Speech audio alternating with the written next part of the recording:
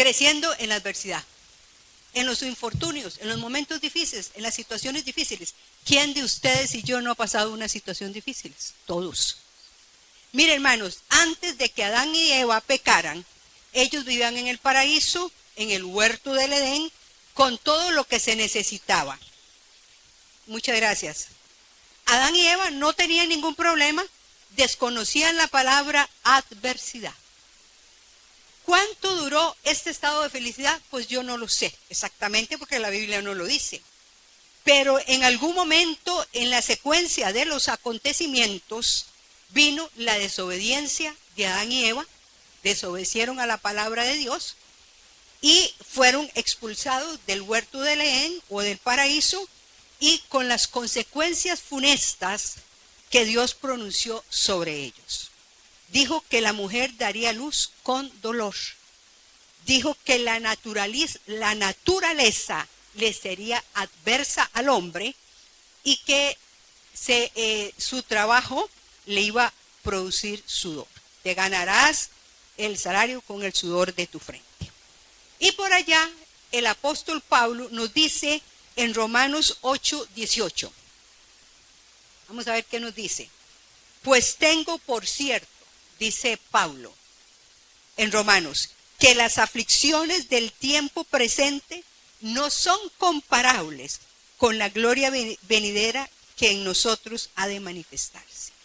Entonces el apóstol Pablo da por sentado, porque a veces se nos olvida, que los hijos de Dios, que usted y yo, los que hemos nacido de nuevo, los que hemos aceptado a Cristo en nuestro corazón, vamos a tener aflicciones. ¿Por qué? Dice la palabra que el discípulo no es mayor que su maestro.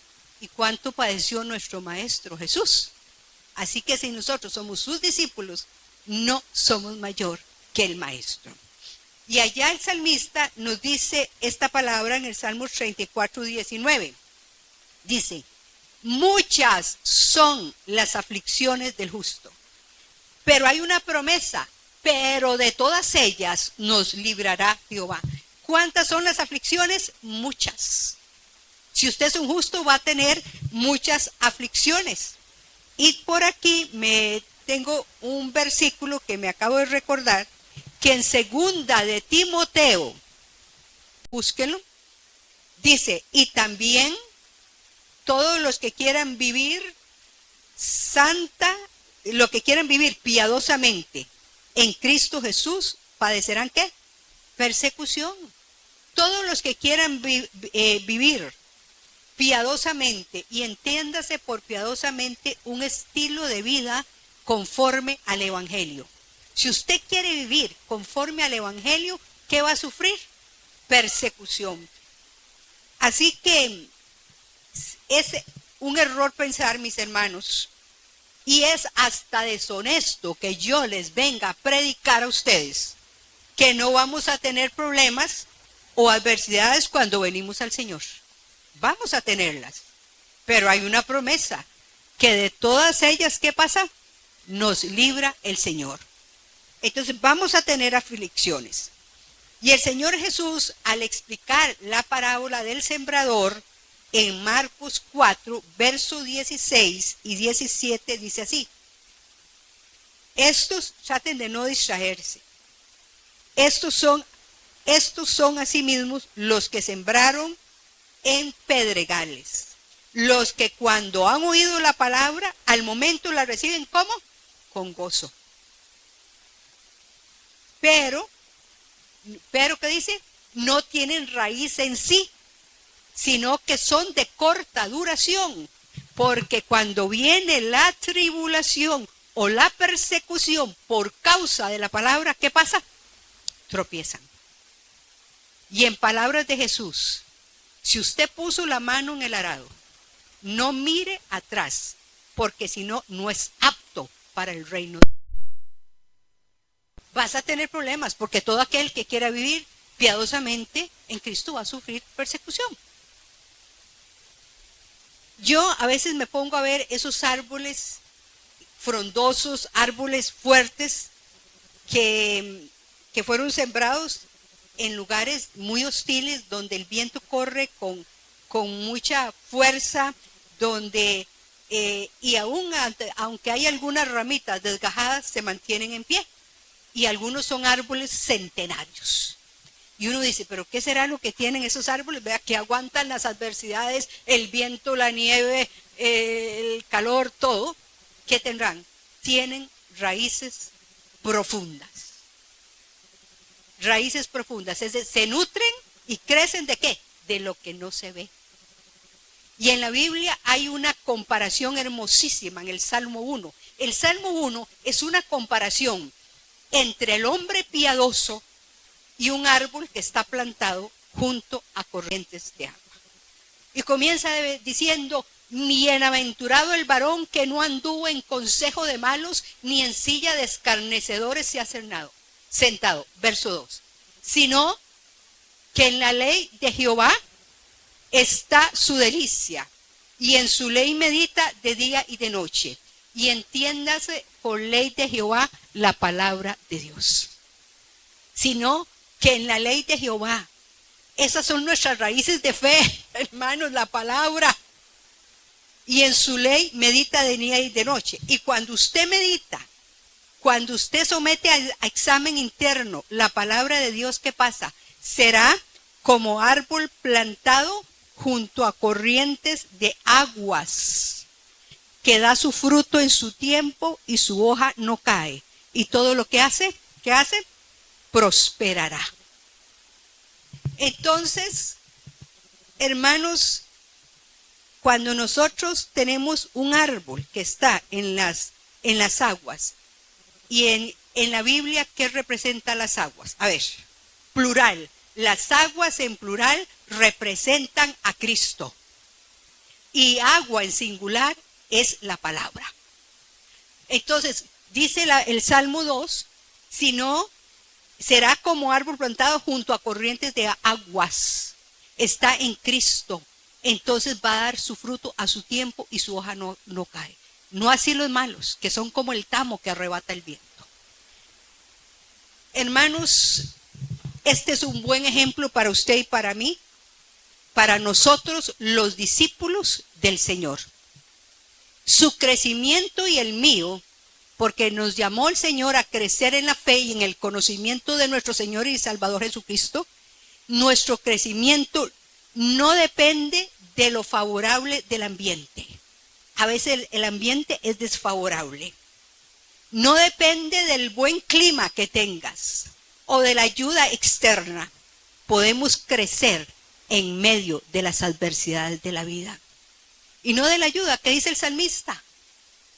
Alzaré mis ojos a los montes. ¿De dónde vendrá mi socorro? Mi socorro viene de Jehová, que hizo los cielos y la tierra. No dará tu pie al resbaladero, ni se dormirá el que te guarda. Entonces, ¿de dónde viene nuestro socorro? De Jehová, del Señor. Por eso, si usted es un discípulo de Dios y las circunstancias, los vientos son desfavorables, métase en la palabra y en la oración. Y ahí no vamos a ser movidos, a pesar porque la palabra de Dios es el ancla segura en un mar embravecido. Así que el cristiano maduro aprende que hay dos realidades, la de nosotros y la de Dios. La de nosotros es la que vemos con estos ojos naturales. Esa es nuestra realidad. Y la otra es la realidad de Dios, que usted la percibe con los ojos del Espíritu. Pero aún, si por cualquier razón usted no logra ver con los ojos espirituales, quiero decirle que hay un conocimiento que enseña la Biblia, la palabra profética más segura, dice el apóstol Pedro, el cual debéis estar atentos, dice, porque alumbra en lugar oscuro, como una antorcha. Entonces, aun cuando no puedas ver con los ojos espirituales, hay una enseñanza que nos da la palabra de Dios. ¿Para qué? Para traerte estabilidad en tiempos de adversidad, en tiempos de infortunios. Y les voy a contar una historia. David iba saliendo de Jerusalén, subiendo a Jerusalén, porque su hijo Absalón le había dado golpe de estado. Venía triste y se aparece un personaje que se llamaba Simei, de la tribu de Benjamín, pariente del rey Saúl, y comienza a insultarlo, comienza a maldecirlo y le decía que fuera hombre sanguinario y perverso, así le decía al rey David, y le tiraba piedras y tiraba polvo y no se callaba.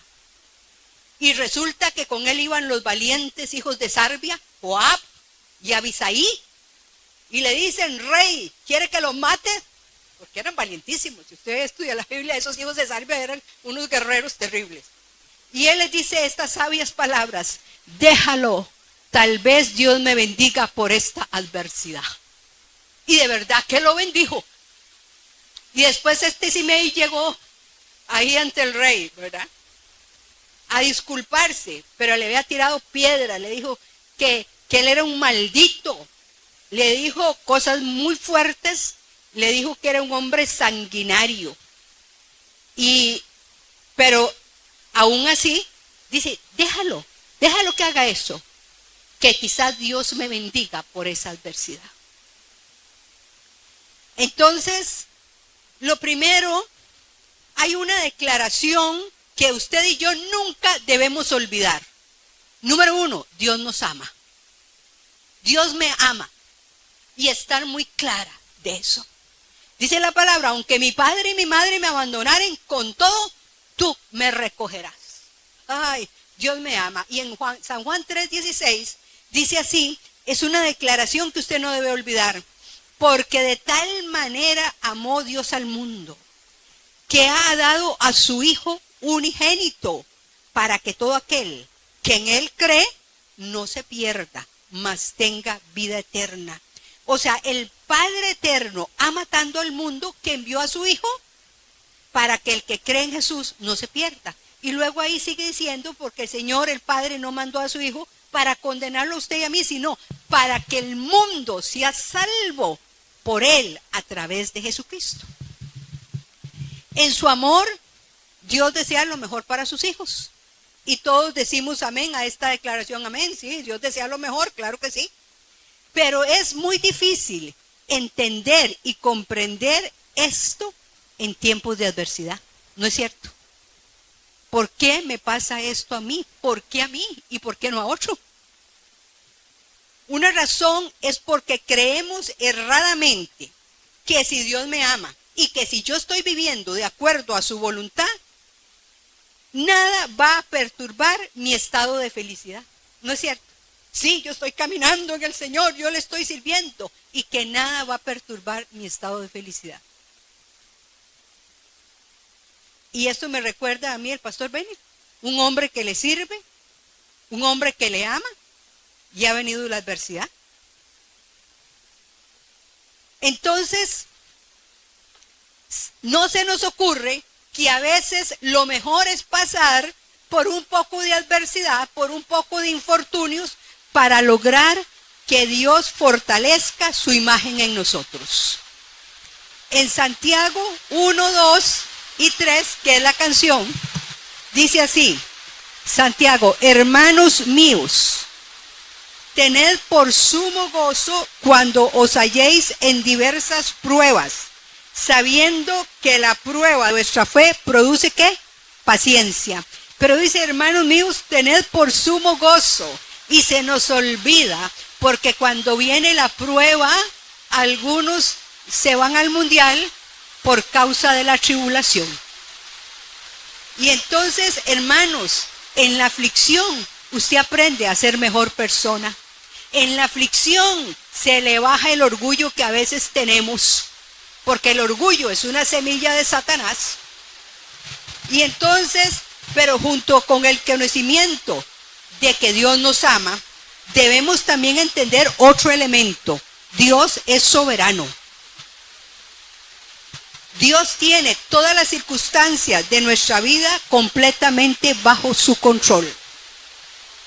Hermanos, si el reino de Dios es su gobierno soberano, entonces nosotros, para entrar en ese reino, tenemos que cederle el derecho de intervenir libremente en nuestras vidas.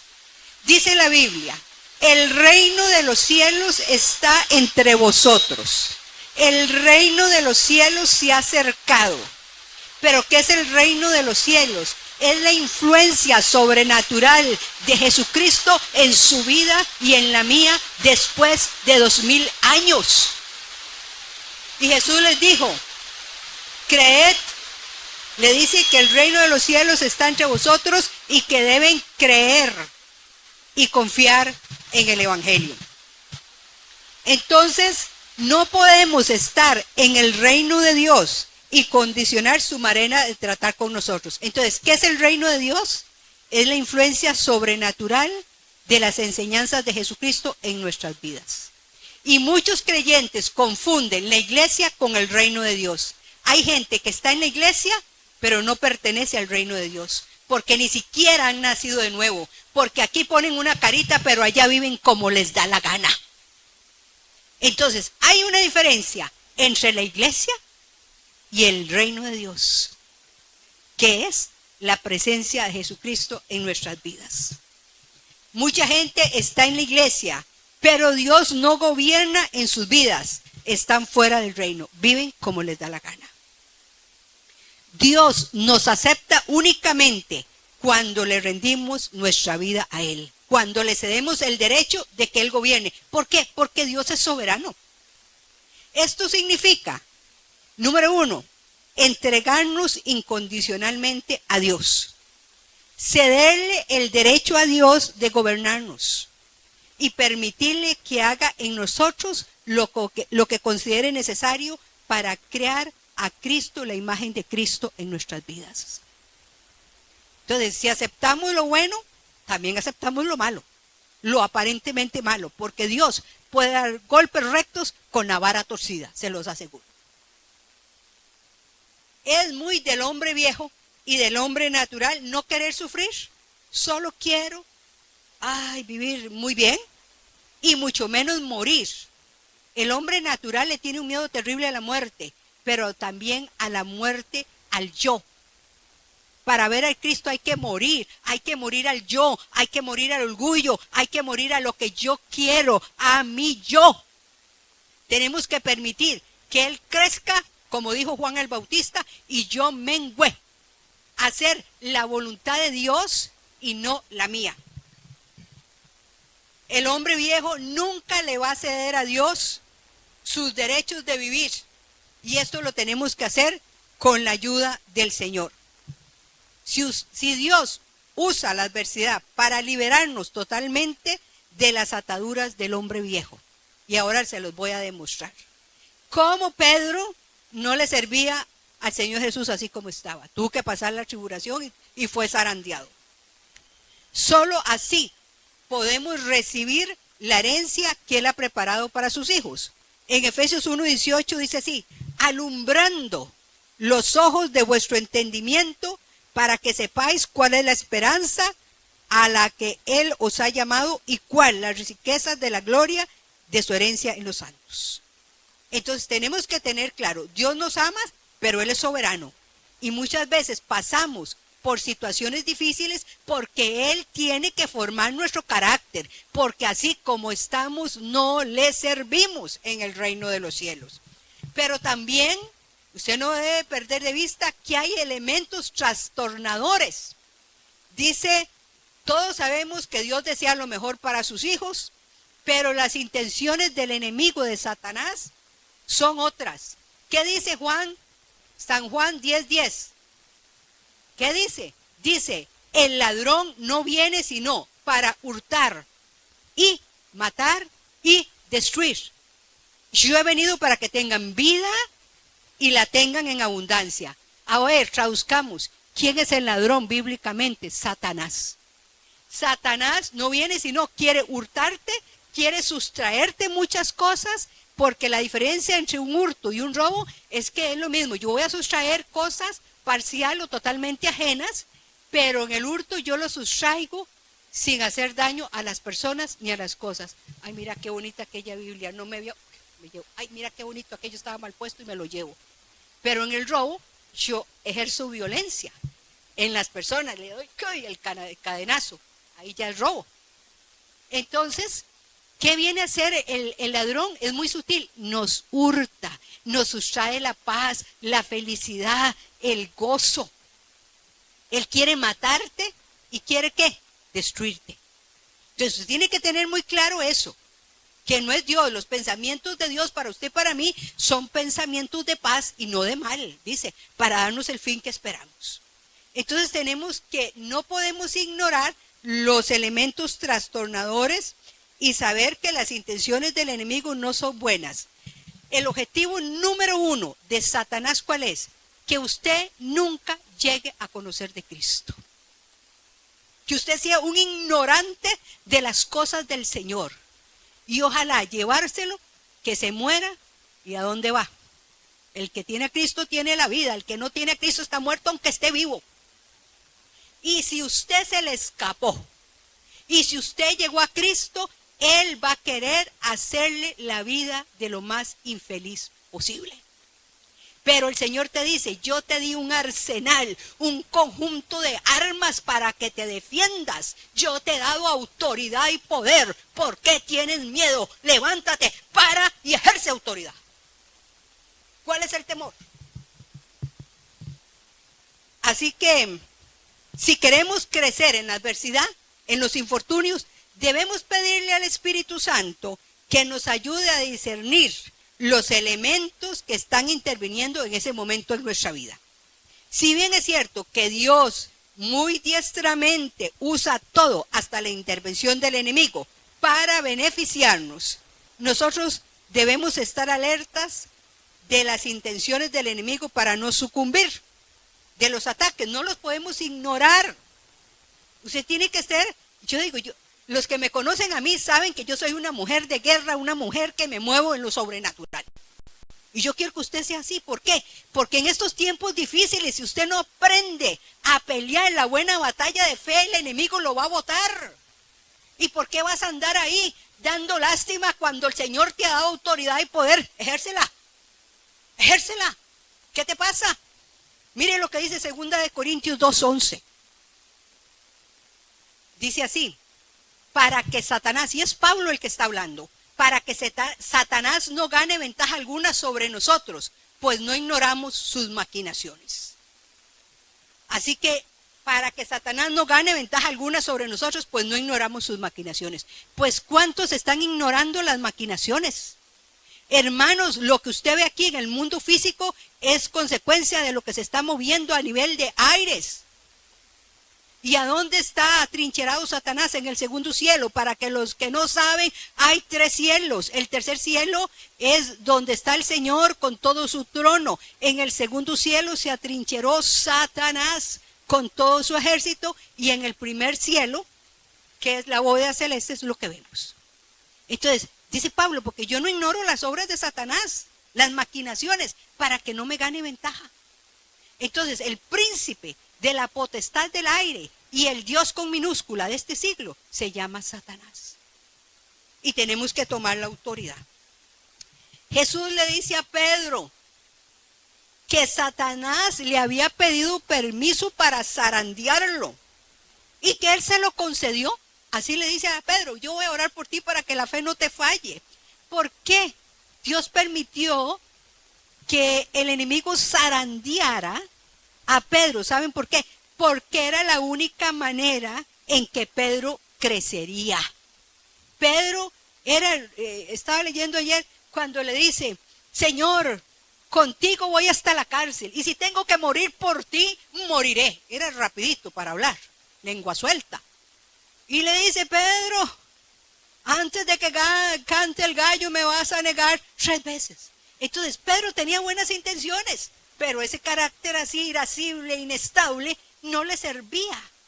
Ese Simón, pues se llama Simón Pedro. Simón significa vara débil. que se quiebra. Así no le iba a servir. Y entonces fue zarandeado. Y vamos a ir a Lucas 22, versos 31 y 32. Dijo también el Señor: Simón, Simón, he aquí Satanás os ha pedido para zarandearos como a trigo. Pero yo he rogado por ti, que tu fe no falte, y tú, una vez vuelto, confirma a tus hermanos. La experiencia fue muy dolorosa, negó al Señor, hasta maldijo, pero le sirvió para fortalecerse él y fortalecer a sus hermanos, y convertirse en el gran apóstol Pedro. Y cuando Jesús se le aparece, ahí en el camino de Emaús, le dice: Pedro, ¿me amas? Apacienta los corderos. Pedro, ¿me amas?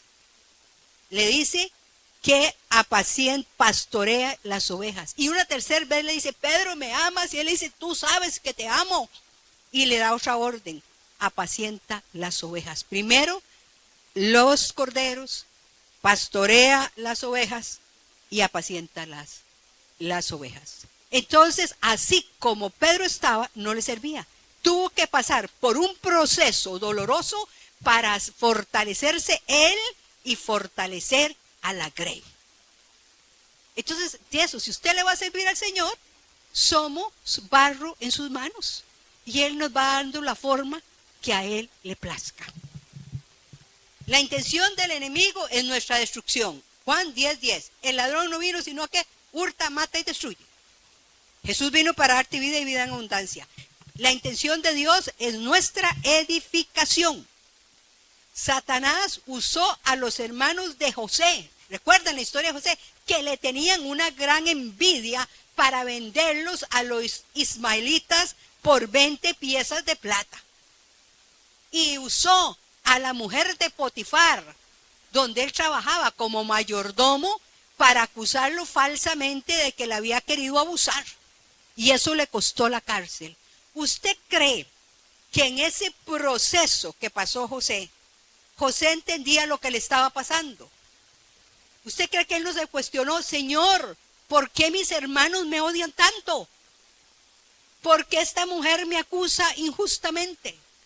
¿Por qué tanta adversidad? Pero el hombre la pasó y llegó a ser el poder detrás del trono.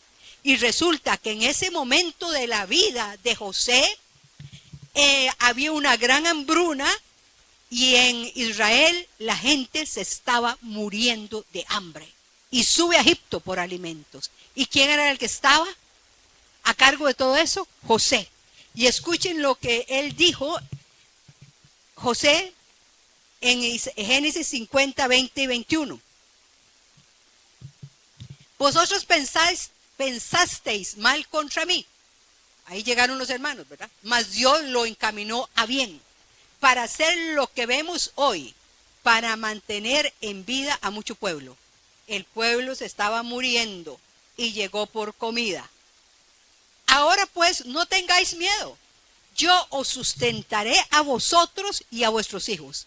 Así los consoló y les habló al corazón. Entonces, ¿qué vemos aquí? Que Dios permitió estas circunstancias dolorosas para José, para salvar a toda la familia de Jacob y a todo un pueblo o una nación. Estoy segura de que José no entendía nada de lo que estaba pasando. Este conocimiento vino mucho tiempo después, cuando le era fácil ver lo que había acontecido. Cuando estamos pasando en la tribulación, no sabemos ni por qué ni para qué. Lo mismo nos sucede a nosotros en tiempos de adversidad, en tiempos de dificultad. No logramos ver qué es lo que Dios se propone hasta que vemos los resultados. Es bueno recordar cuando estamos pasando por tiempos difíciles, por adversidades, que Dios nos ama y que Dios tiene en mente nuestro bien. Si nosotros vamos a Jeremías 20:11, dice: porque yo sé los pensamientos que tengo acerca de vosotros, dice Jehová, pensamientos de paz y no de mal, para daros el fin que esperáis. Entonces, Dios nos ama, Dios tiene en mente nuestro bien, Dios es soberano y puede manejar las circunstancias para llevar a cabo su propósito. Porque a los que amamos a Dios, todas las cosas nos ayudan para bien. A los que los amamos, puede revertir la tristeza, la adversidad en algo bueno. Así, es bueno recordar también que quizá Dios no está interesado solo en usted, porque es muy de nosotros solo pensar en nosotros, quiero salvar mi piel. Pero eso es el cristiano inmaduro, pensar que Dios está haciéndome daño. No, su adversidad puede ser que esté para beneficio de alguien, de una casa, de una familia. El justo servirá de guía a su prójimo. Dicen por ahí que es bueno tener en nuestras familias una persona tipo José. Dice la Biblia que Dios estaba con José y todo lo que José hacía lo prosperaba. Y estaba en la casa del egipcio y ahí el egipcio prosperaba. ¿Por qué? Porque la bendición venía por José. Tú tienes que ser un José en tu casa. Una persona que ora, una persona que trae la bendición a tu casa. Para que brilles como la luz en medio de las tinieblas resplandece.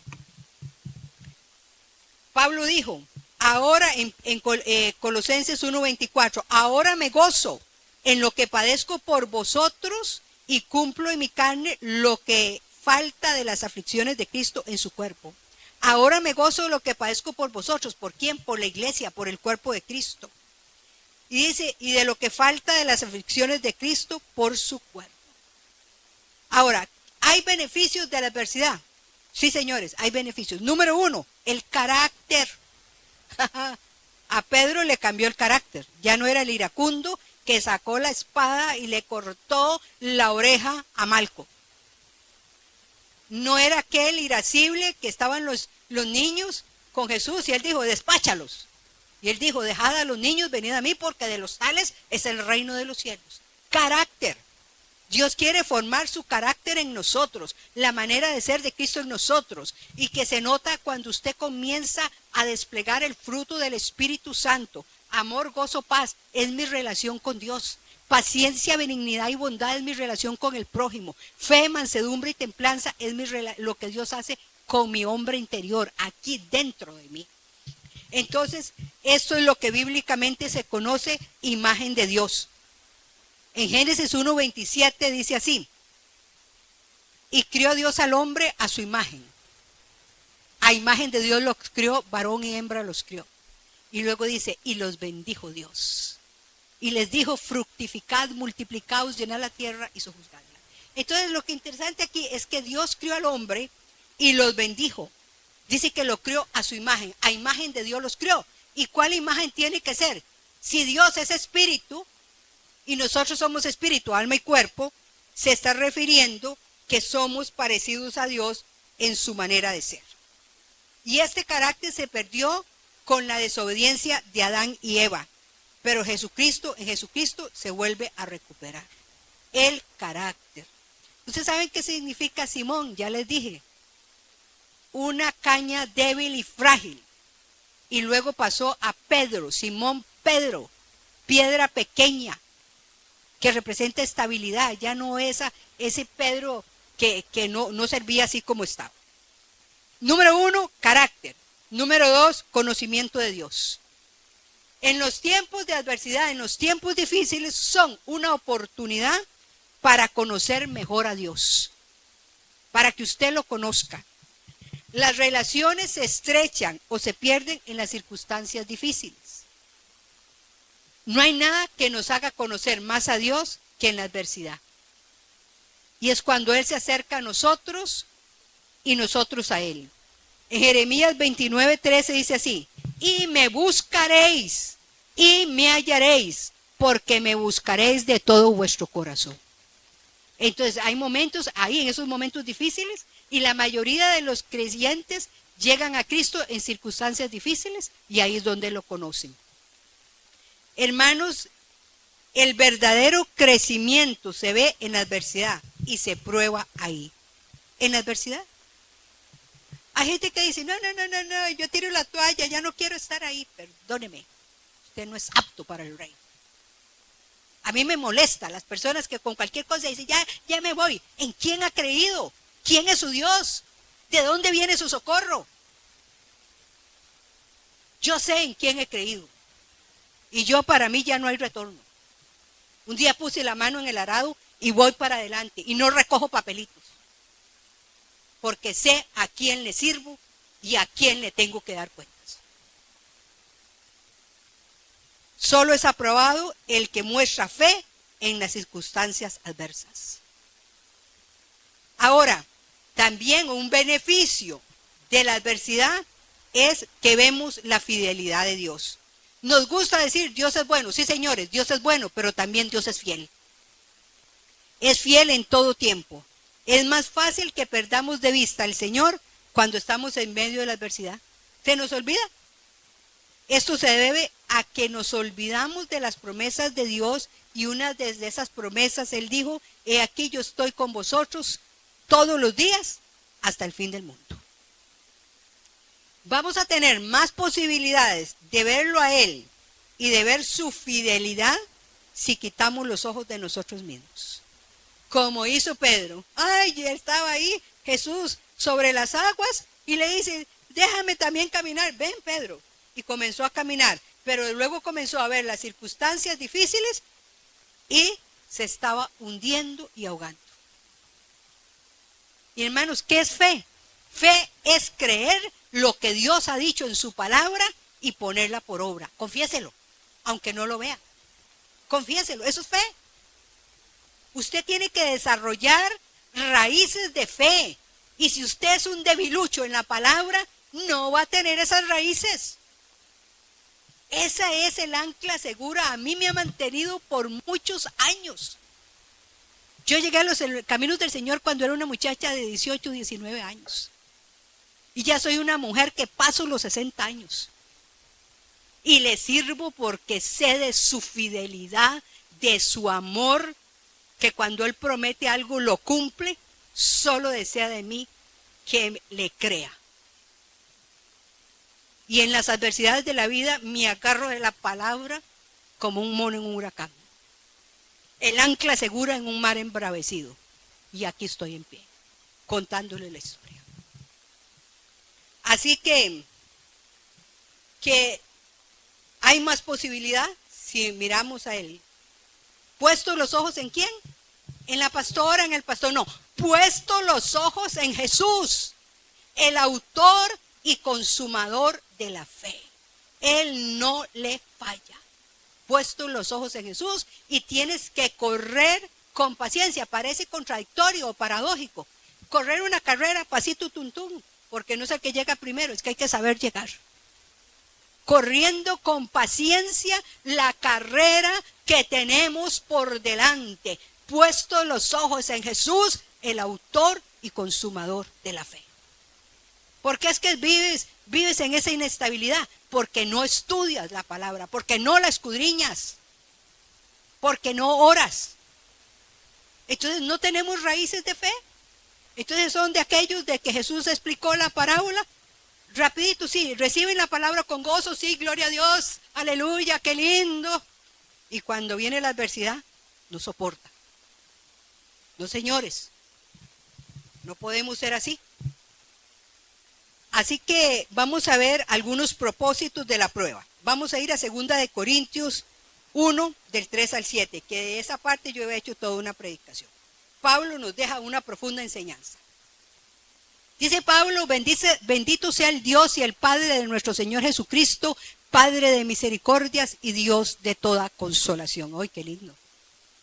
El cual nos consuela en todas nuestras tribulaciones, para que podamos también nosotros consolar a los que están en cualquier tribulación por medio de la consolación con que nosotros somos consolados por Dios. Vamos a parar aquí.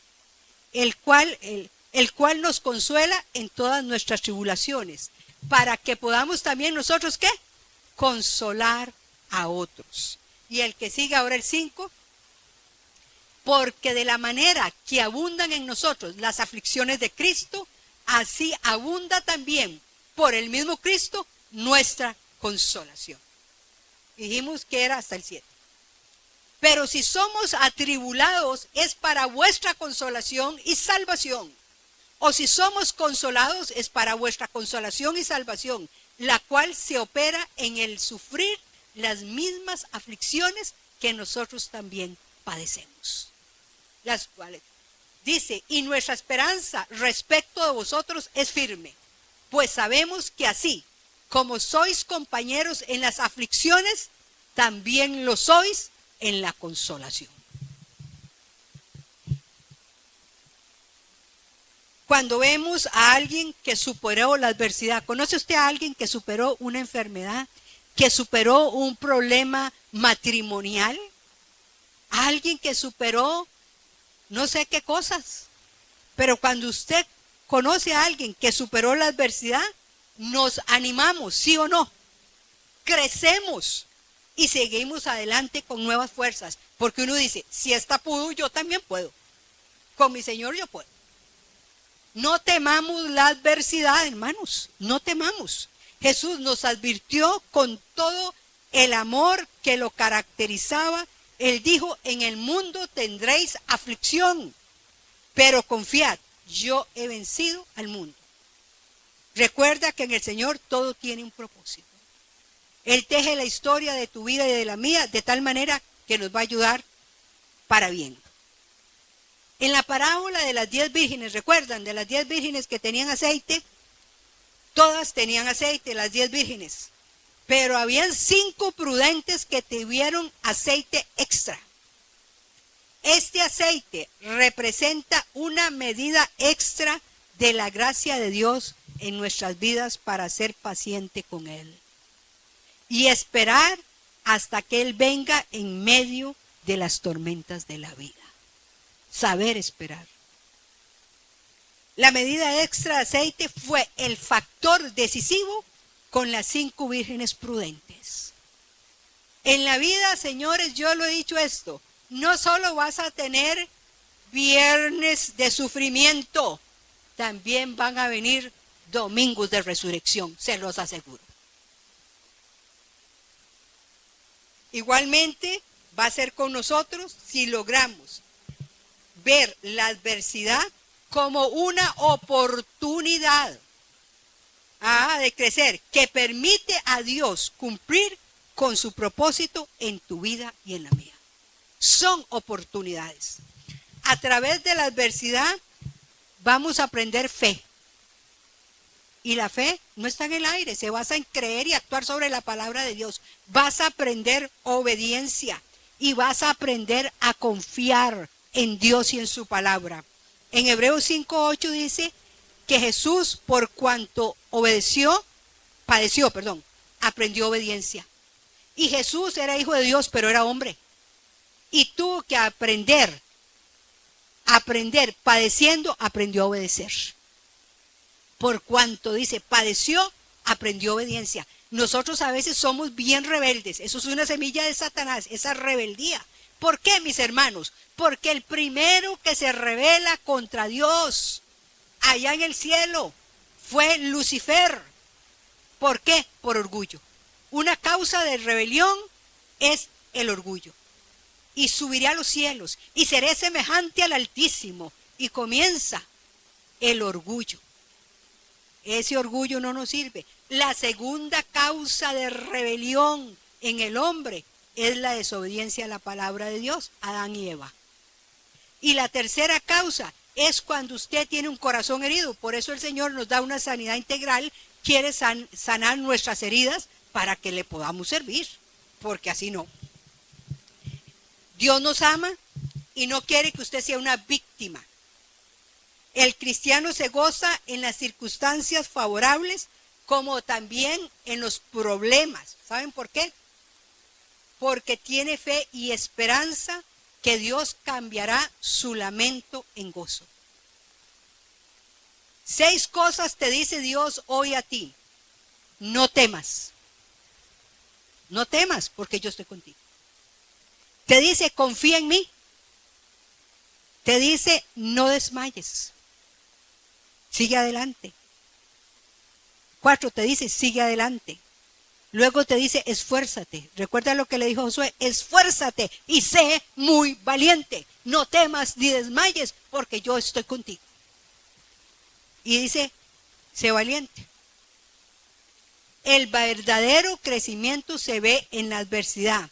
Se prueba ahí, en esos momentos difíciles, en esos vientos contrarios, porque solo es aprobado el que muestra fe en circunstancias adversas. No le tema a la adversidad.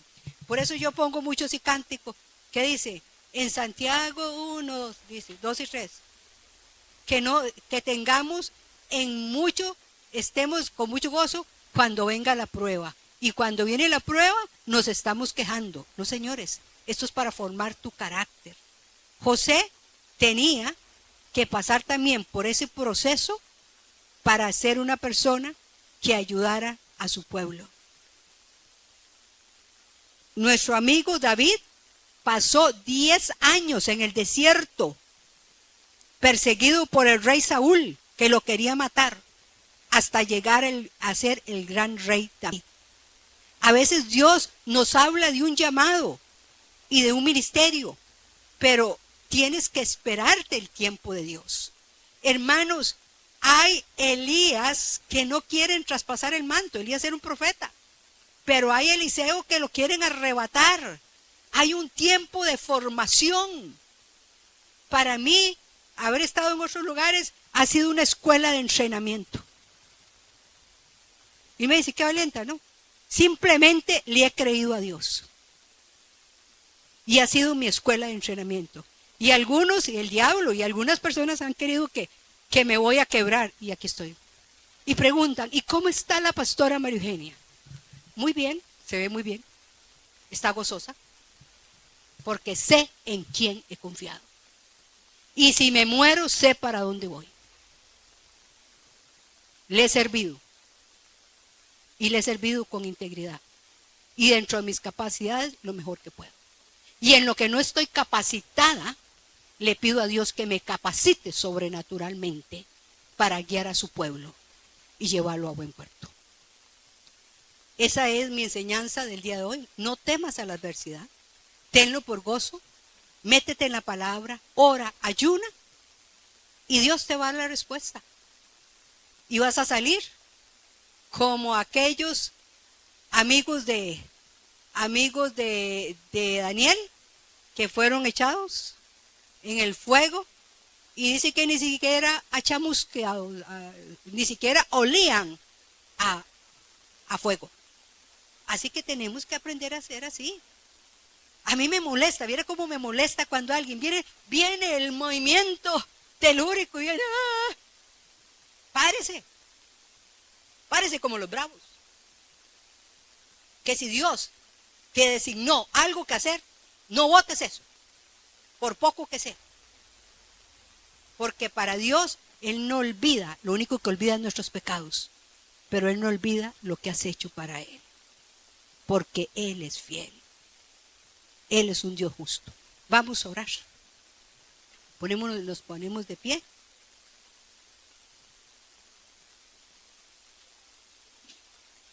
Padre Celestial, gracias te damos en el nombre de Jesucristo. Señor, gracias por tu amor, por tu diestra poderosa y tu brazo extendido. Porque tu palabra dice que tu oído no sea cortado para escuchar, ni tu brazo para salvar.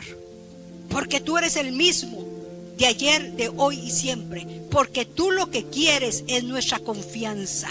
Tú lo que quieres es que nos acerquemos a ti. Tú lo que quieres es que te busquemos en oración a través de la palabra, que te creamos. Señor, hoy te pido que fortalezcas a mis hermanos y que me fortalezcas a mí y que fortalezcas esta iglesia cuando estamos pasando por la adversidad, por los momentos difíciles. Porque son muchas las aflicciones del justo, pero la promesa es que de todas esas aflicciones nos librará el Señor. Porque Él nos consuela. Así como viene la tribulación, viene la consolación de nuestro amado Jesús. Y nos pone sobre roca, puso mis pies, dice el salmista, alabanza a nuestro Dios. Oh, Sarabashita. Padre, YouTube, alahai, yo digo fo bucarasai, yo te fa, chicarazo. En esta mañana, yo vengo orando por cada miembro de esta iglesia. Vengo desatando en el nombre de Jesucristo el poder de su sangre, que ha perdonado nuestros pecados, que nos justifica ante el Padre, que nos santifica. Esa sangre que te libera. Ay, esa sangre que te sana. Unikirifa. Esa sangre que te da acceso directo al trono de la gracia, dice la palabra en Hebreos, y puedes llegar con confianza, sabiendo que vas a recibir de Él la misericordia y la gracia en el momento oportuno. Sobre peña puso mis pies, alabanza a nuestro Dios, dice el salmista, porque Él lo sacó del lodo cenagoso. Padre, yo vengo orando por los enfermos y debilitados y reprendiendo en el nombre de Jesucristo el espíritu de enfermedad, de dolencias y dolores, sean físicas o sean emocionales. Yo vengo reprendiendo todo espíritu que te está oprimiendo, esa fuerza externa que te deprime, que te desestabiliza. Yo vengo atando en el nombre de Jesucristo todos los controles mentales que han venido contra tu vida, en el nombre de Jesucristo, que es nombre sobre todo nombre. El enemigo ha venido como un río en contra de los matrimonios, pero hoy venimos atando todo espíritu de divorcio, de repudio, de separación, de división, de contienda, de desamor. Y hoy declaramos, Señor, que lo que Dios une, que no lo separe el hombre. Señor, que nos unas con lazos de amor profundo. Señor, y para los que están pasando problemas económicos, tu palabra dice que no he visto justo desamparado, ni su simiente que mendigue pan. Es una promesa tuya. Podemos pasar momentos difíciles, pero el pan de cada día no te va a faltar. Eso dice la palabra. Padre, en el nombre de Jesucristo, yo creo que en ti, en tu Hijo y en tu Santo Espíritu hay recobro. Hoy es tiempo de recobro. Hoy es tiempo de restauración y de restitución por la fe en Cristo Jesús. Y van a oír este cántico, es aleluya. Y comience a hablar con Dios. Y yo voy a hablar también, voy a orar. Pero aproveche. Vamos a poner el aleluya que tenían ahí. Le ponen un poquito de volumen y aprovechen.